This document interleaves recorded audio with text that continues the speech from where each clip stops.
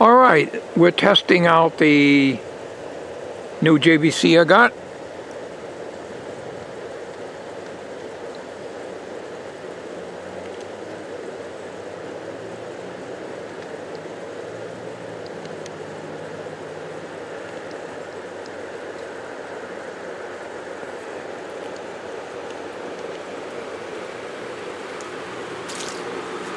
I'm supposed to have the image stabilization turned on.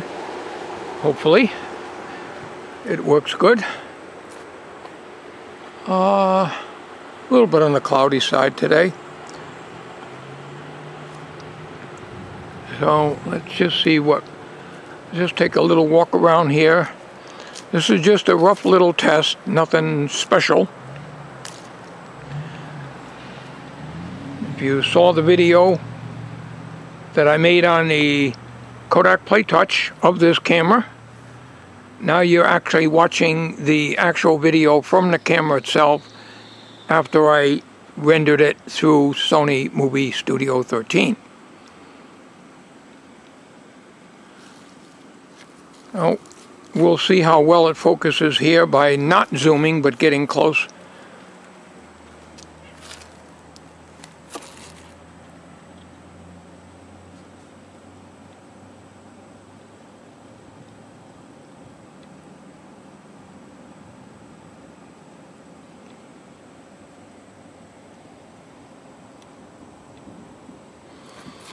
All right.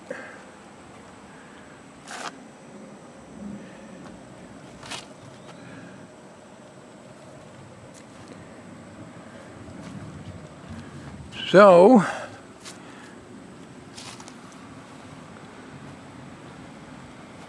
let's zoom in on the roof up here. I took some debris off there the other day. Had a lot of small little branches and stuff up there.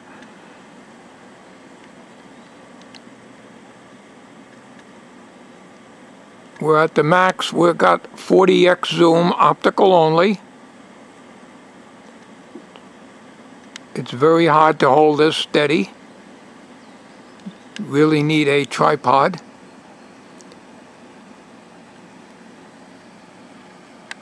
Alright, let's zoom in on the trees up there.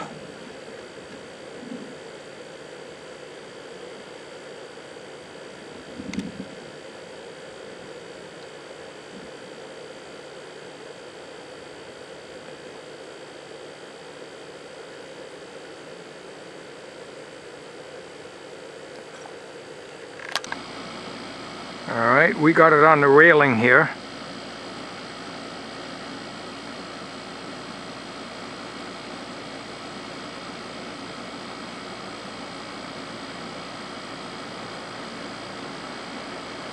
You can see the railing.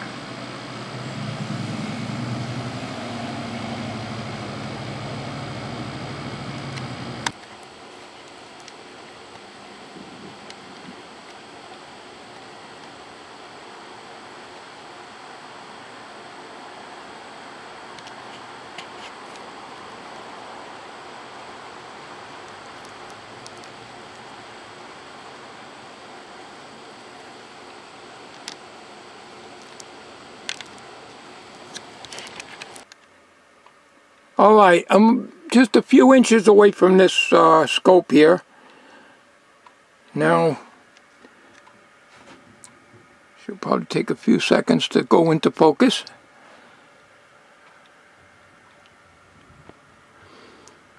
It's not real good on low light, but there isn't going to be any low light videoing in here anyways.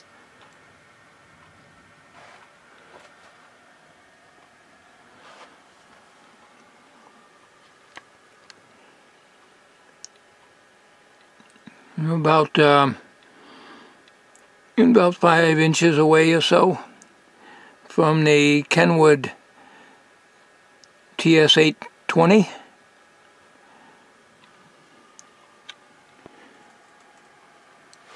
Now let's do a close-up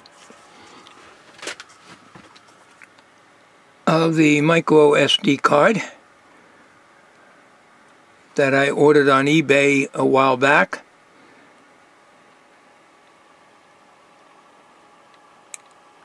It's still in the plastic, so hopefully it's not too much reflection.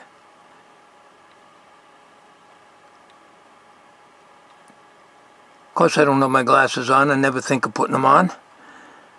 But it looks like it's in focus. There's a lot of fine print here, and this is primarily what I wanted to get the camera for, is to do close-ups in the shop here.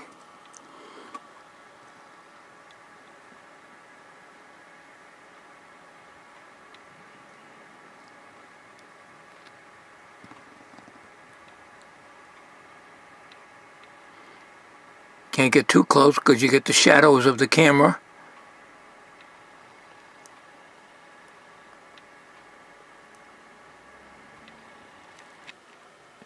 Alright, and some more videoing here.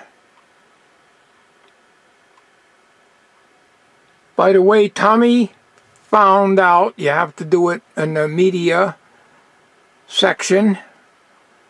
He found the format. So we formatted the card.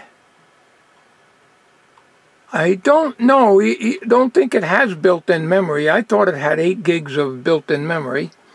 But maybe it does, and only if you have the card removed will that become, will that show up. I don't know.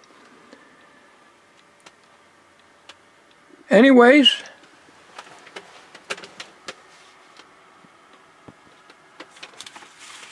let's put that here.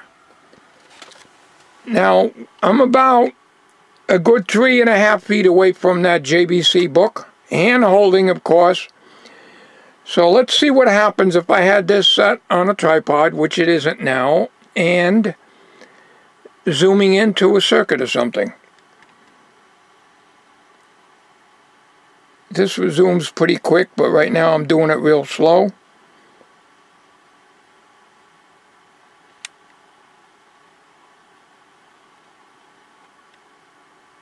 Alright.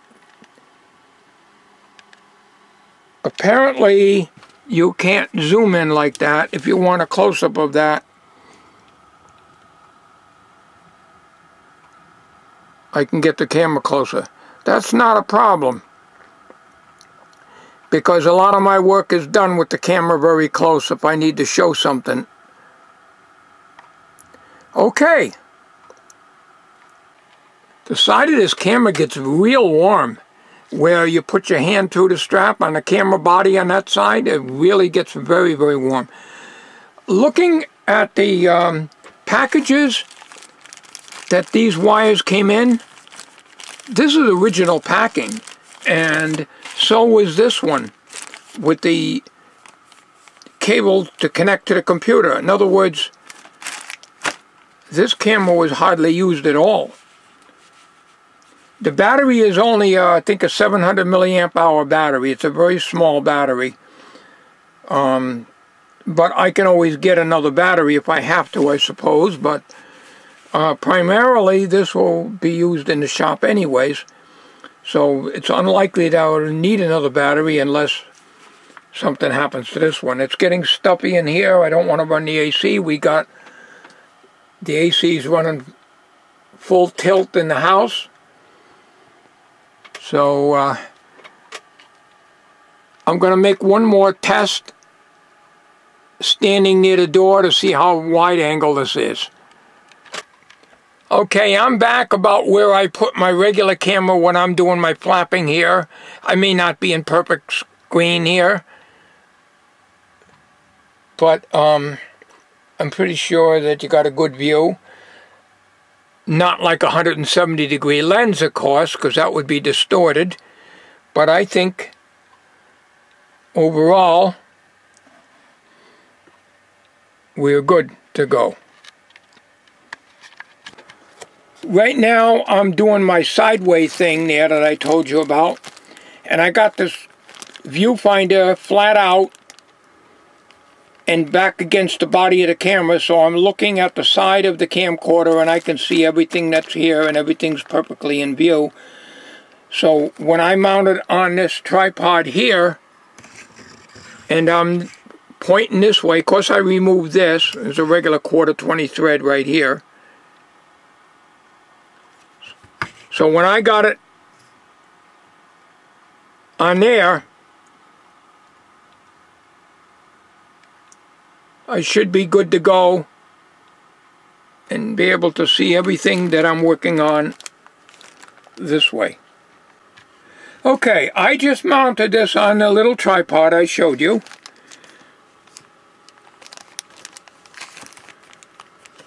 And I would say I'm about 6 inches away from right here, from this. And I can plainly see, without stretching my neck and looking around the corner, so to speak, I can plainly see everything there.